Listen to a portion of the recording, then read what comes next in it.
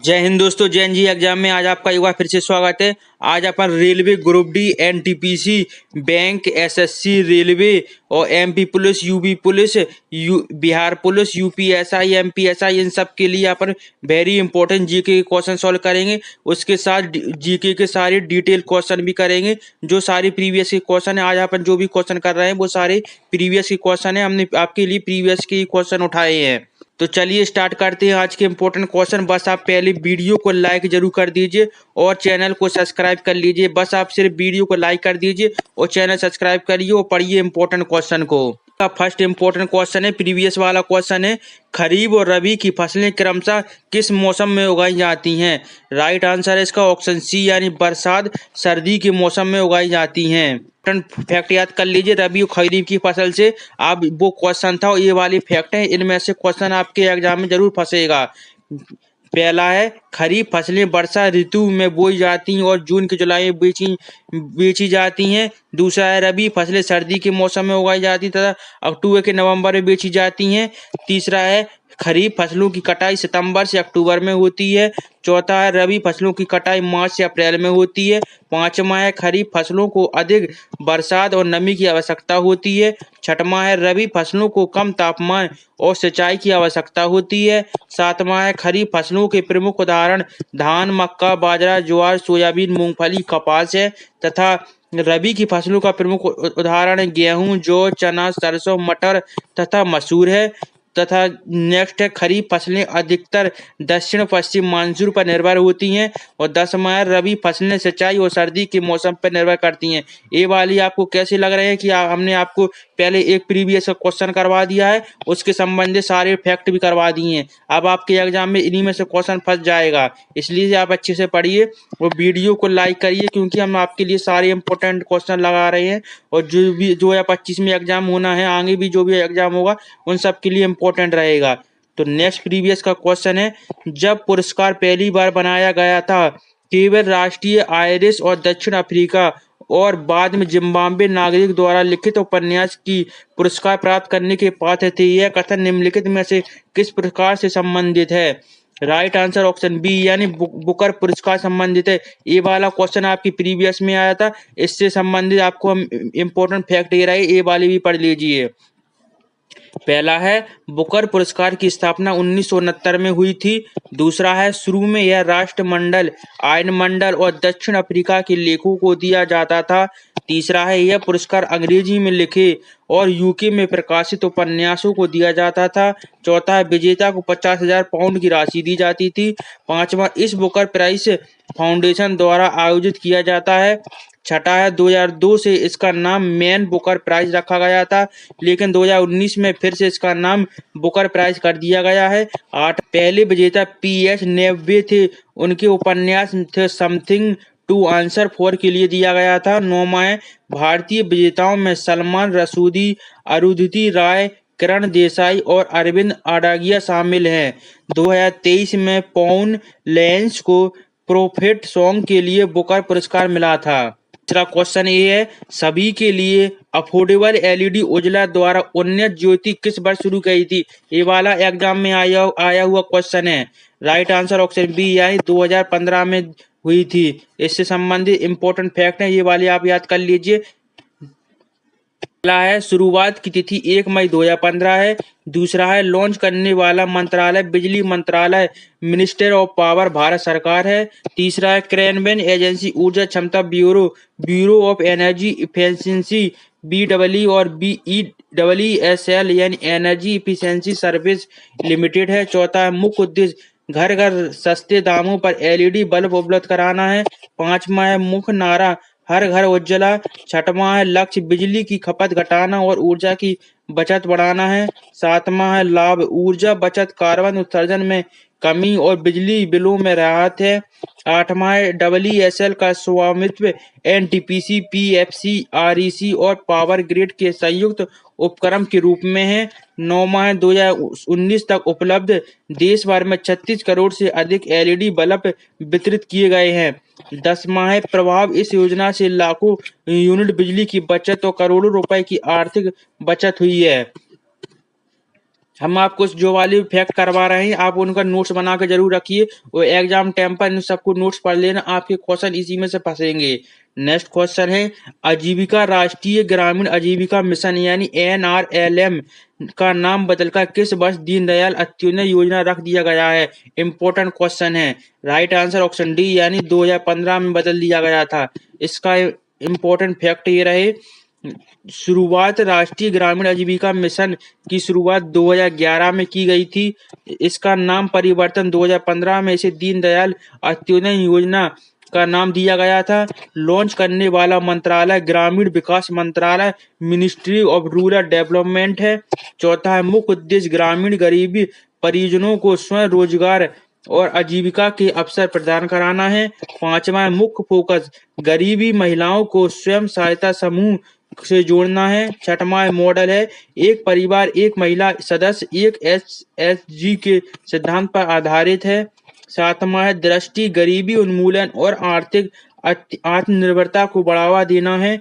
आठवां है प्रेरणा स्रोत पंडित दीनदयाल उपाध्याय के अंत्योदय के सिद्धांत से प्रेरित है। नौवां है शहरी भाग इसकी शहरी संस्करण DAY NULM national urban livelihood mission कहलाता है। 10वां है लाभ ग्रामीण महिलाओं को आय नेतृत्व क्षमता और सामाजिक स्थिति में उल्लेखनीय सुधार से हुआ है। क्वेश्चन है किस सम्मेलन ने अपने सदस्य देशों के बाहरी अधिशेष को घाटा से निपटने के लिए अंतर्राष्ट्रीय मुद्रा कोष की स्थापना की है? राइट आंसर ऑप्शन सी यानी ब्रेटन वुड्स ने की है। नेक्स्ट क्वेश्चन है इससे पहले आप वीडियो को लाइक जरूर कर दीजिए क्यों हम आपके लिए इतने इंपॉर्टेंट और इफेक्ट वाली क्वेश्चन ला के पढ़ा रहे हैं, तो आप सिर्फ हमारे लिए लाइक और एक अच्छा सा कमेंट जरूर कर दीजिए। नेक्स्ट क्वेश्चन है महानदी अमेरिकी इतिहास की सबसे खराब आर्थिक मंदी थी यह किस वर्ष शुरू हुई थी? राइट आंसर ऑप्शन बी यानी 1929 से हुई थी। इंपॉर्टेंट फैक्ट है ये वाले इंपॉर्टेंट फैक्ट याद जरूर कर लीजिए। अब जो क्वेश्चन उनकी इंपॉर्टेंट फैक्ट बता रहे हैं वो आप जरूर याद कर लीजिए या फिर उनका नोट्स बनाकर लिख के रख लीजिए, जरूर आपके एग्जाम में मदद करेंगे। पहला है शुरुआती वर्ष 1929 में अमेरिका में शेयर बाजार के गिरने से शुरू हुई थी। दूसरा प्रमुख घटना 29 अक्टूबर 1929 को ब्लैक ट्यूसडे कहा जाता है। स्थान आपके एग्जाम में आ सकता है कि ब्लैक ट्यूसडे किसे कहते हैं। स्थान शुरुआत संयुक्त राज्य अमेरिका USA में हुई है। अवधि लगभग 1939 तक विश्व के कई देशों को प्रभावित किया था। मुख्य कारण था शेयर बाजार का ध्वंस बैंकिंग विफलता और मांग में भारी कमी। छठवां है परिणाम क्या निकला बेरोजगारी गरीबी और औद्योगिक उत्पादन में भारी गिरावट आई। बेरोजगारी दर अमेरिका में बेरोजगारी दर लगभग 25% तक पहुंच गई थी। आठवां वैश्विक प्रभाव क्या हुआ यूरोप एशिया और लैटिन अमेरिका की अर्थव्यवस्था भी प्रभावित हुई। सरकारी प्रतिक्रिया क्या हुई अमेरिकी राष्ट्रपति फ्रैंकलिन डी रूजवेल्ट ने न्यू डील कार्यक्रम शुरू किया। 10वां है महत्व क्या है इस घटना ने आधुनिक आर्थिक नीतियों और अंतर्राष्ट्रीय वित्तीय संस्थाओं की नींव रखी है। देख लिए इसे 10 इंपॉर्टेंट फैक्ट यानी 10 इंपॉर्टेंट क्वेश्चन बन गए। या सारे क्वेश्चन आप लिख कर जरूर रख लेना, आपके एग्जाम में एक क्वेश्चन इनमें से जरूर फंसेगा, इसलिए सारे इंपॉर्टेंट है। नेक्स्ट क्वेश्चन ये रहा था एग्जाम में GBA का सही फुल फॉर्म क्या है यानी GBA इसका फुल फॉर्म क्या है? राइट आंसर ऑप्शन सी यानी ग्रॉस वैल्यू अवेलेबल है। इंपॉर्टेंट फैक्ट वेरी इंपॉर्टेंट है, हम आपको बता रहे हैं इंपॉर्टेंट फैक्ट आप जरूर लिख के रखना। इसका पूरा नाम ग्रॉस वैल्यू एडेड सकल मूल्य संवर्धन है। अर्थ यह किसी अर्थव्यवस्था में उत्पादन से प्राप्त कुल मूल्य को दर्शाता है। संबंध GBA का उपयोग GDP सकल घरेलू उत्पाद की गणना में किया जाता है। सूत्र GDP निकालना है तो GBA प्लस टैक्स जोड़कर और माइनस सब्सिडीज घटा देती है। पांचवा उद्देश्य अर्थव्यवस्था के विभिन्न क्षेत्रों के योगदान को मापना है। मुख्य क्षेत्र कृषि उद्योग और सेवा क्षेत्र से प्राप्त मूल्य जोड़ा जाता है। सातवां जारी करने वाली संस्था भारत है, राष्ट्रीय सांख्यिकी कार्यालय NSO है। आठवां उपयोग नीति निर्माण बजट और आर्थिक विश्लेषण में किया जाता है। नौवां है महत्व यह देश की वास्तविक उत्पादन क्षमता का बेहतर संकेत है। 10वां है अंतर GDP कुल करों और सब्सिडी को शामिल करता है जबकि GBA केवल उत्पादन से जुड़ा मूल्य बताता है। आप इसका स्क्रीनशॉट लेकर रख लीजिए और एक कॉपी पर नोट्स बनाते चलिए, आप एग्जाम टाइम पर जरूर सारे याद कर लेना। नेक्स्ट क्वेश्चन है, सिंगल निम्नलिखित में से किस देश की राजभाषा है? इसका राइट आंसर ऑप्शन डी यानी श्रीलंका की राजभाषा सिंगल है। इससे इम्पोर्टेंट फैक्ट ये बनती हैं। देश है श्रीलंका, अन्य भाषा श्रीलंका की तमिल है और भाषा परिवार इसमें ईडो आर्यन बोली भाषा समूह आती है। लिपि है सिंहाला लिपि लिखती है। पांचवा है बोलने वाले लगभग 1.7 करोड़ लोग हैं। छठवां है मुख्य रूप से बोली जाने वाली जगह श्रीलंका के दक्षिण और पश्चिम भाग हैं। सातवां है धर्म से संबंध अधिकतर बौद्ध समुदाय द्वारा बोली जाती है। आठवां है सरकारी मान्यता है श्रीलंका संविधान के अनुसार राजभाषा है। नौवां है पुरातन रूप भाषा की उत्पत्ति लगभग 2000 वर्ष पुरानी है। 10वां है महत्व यह श्रीलंका की संस्कृति और प्रशासनिक भाषा दोनों है। 9वां क्वेश्चन है विश्व का सबसे बड़ा टमाटर उत्पादन देश कौन सा है? इसका राइट आंसर ऑप्शन सी यानी चीन है। इम्पोर्टेंट फैक्ट है, आप इम्पोर्टेंट फैक्ट जरूर याद करना और जरूर इसका स्क्रीनशॉट लेके अपनी नोट्स बनाना। नेक्स्ट है शीर्ष उत्पादन देश चीन है। दूसरा उत्पादन देश भारत है। तीसरा उत्पादन देश संयुक्त राज्य अमेरिका यूएसए है। विश्व उत्पादन में चीन का योगदान लगभग 35% से अधिक है। भारत का योगदान करीब 10 से 12% है। चीन के प्रमुख उत्पादन क्षेत्र शिजियांग, हेबियांग और शंडोंग हैं। भारत में प्रमुख उत्पादन राज्य आंध्र प्रदेश, उत्तर प्रदेश, मध्य प्रदेश और कर्नाटक हैं। टमाटर की फसल अवधि खरीफ और रबी दोनों मौसम में उगाई जाती है। वैज्ञानिक नाम सोलिनियम लाइकोप्रेसियम है। 10वां उपयोगी सब्जी सॉस, केचप और प्रसंस्करण खाद्य पदार्थ में होती है। नेक्स्ट क्वेश्चन है सूडा जल डब्रू मध्य किस समुद्र को हिंद महासागर से जोड़ता है? इम्पोर्टेंट क्वेश्चन है। राइट आंसर ऑप्शन ए यानी जावा सागर को जोड़ता है। इस क्वेश्चन का इम्पोर्टेंट फैक्ट है, ये जरूर याद करिए। पहला स्थान है इंडोनेशिया में जावा और सुमात्रा के बीच स्थित है। दूसरा है समुद्र से जोड़ता है हिंद महासागर और जावा सागर को। तीसरा है प्रमुख शहर है बंडुंग और सुमात्रा तटीय क्षेत्र है। चौथा है लंबाई लगभग 24 किलोमीटर चौड़ा है। पांचवा महत्व है समुद्री परिवहन और व्यापार मार्ग के लिए महत्वपूर्ण है। छठवां भूवैज्ञानिक विशेषता क्या है?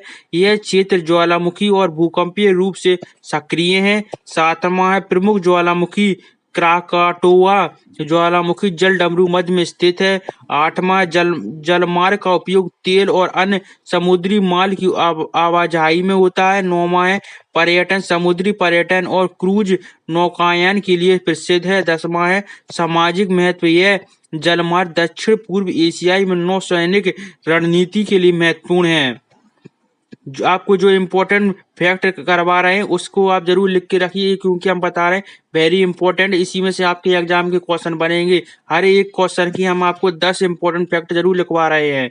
नेक्स्ट क्वेश्चन है पेपर में आया हुआ प्रीवियस क्वेश्चन है पर्यावरण संरक्षण अधिनियम कब पारित हुआ था? राइट आंसर ऑप्शन डी यानी 1986 में पारित हुआ था।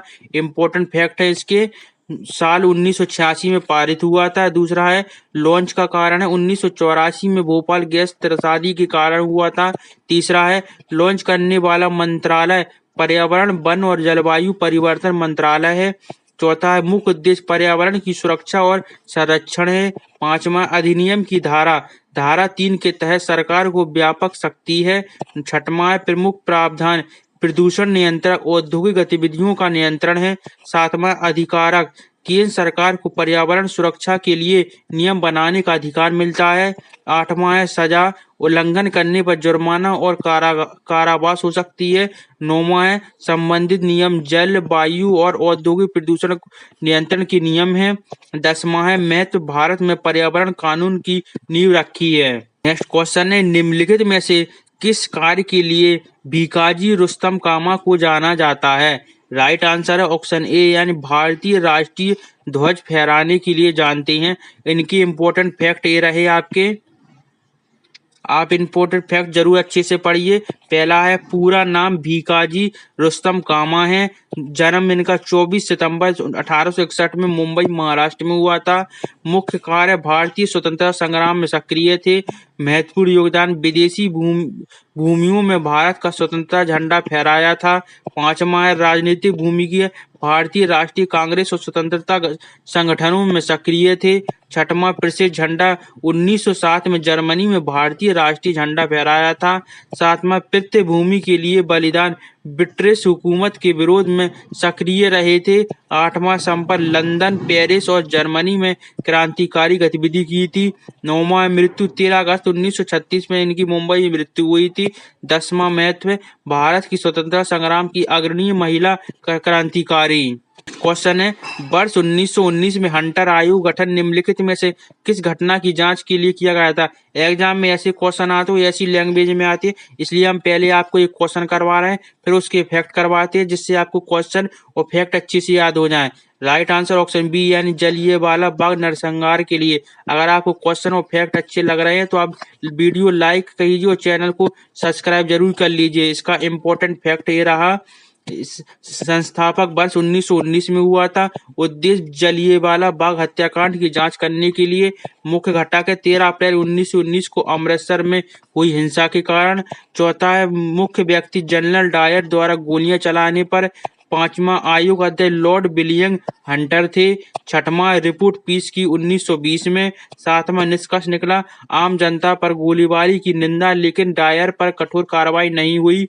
8वां महत्व, ब्रिटिश हुकूमत की क्रूरता उजागर हुई।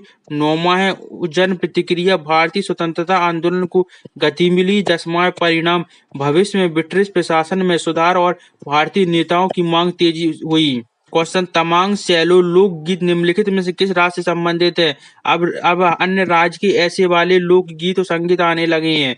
राइट आंसर ऑप्शन डी यानी पश्चिम बंगाल से संबंधित है। वैसे ये वाला पूरा तमांग लोग नॉर्थ ईस्ट में पूरे में होता है, जिसमें पश्चिम बंगाल भी आती है। इसका इम्पोर्टेंट फैक्ट ये है, प्रकार पारंपरिक लोक गीत और नृत्य है, जनजाति तमांग समुदाय द्वारा होती है। सबसे ज्यादा प्रमुख स्थान सिक्किम और भारत के नेपाल साइड होता है। संगीत उपकरण है डम, ढम्पा और टिफनी से गाते हैं। विशेषता है शादी, पर्व और उत्सव में गाया जाता है। 6वां है भाषा, तमांग भाषा में लय है, तेज और उत्साही नृत्य के साथ लोकप्रियता है सिक्किम और पूर्वोत्तर भारत में। 9वां संस्कृति में तमांग समुदाय की पहचान और सांस्कृतिक धरोहर है। 10वां समारोह, जन्म, विवाह और पारंपरिक उत्सव में गाया जाता है। इम्पोर्टेंट फैक्ट आप जरूर पढ़ लीजिए, हम आपको बता रहे हैं। इम्पोर्टेंट फैक्ट वेरी इंपॉर्टेंट है, क्योंकि जो एग्जाम में आते ये वाला तो क्वेश्चन है, लेकिन इम्पोर्टेंट फैक्ट से आपके जरूर क्वेश्चन बनेंगे। नेक्स्ट क्वेश्चन है, वीर सिंह देव का भव्य महल कहाँ है? Right answer option A Datia Madhya Pradesh में स्थित है। इम्पोर्टेंट फैक्ट है, स्थान दतिया मध्य प्रदेश में राजा राठौर वंश के राजा वीर सिंह देव ने बनवाया था। निर्माण काल 17वीं शताब्दी में हुआ था। प्रमुख महल, दतिया के भव्य महल को दतिया पैलेस या वीर सिंह देव पैलेस कहते हैं। 5वां वास्तुकला, राजपूत और मौर्य काल शैली की मिश्रण है।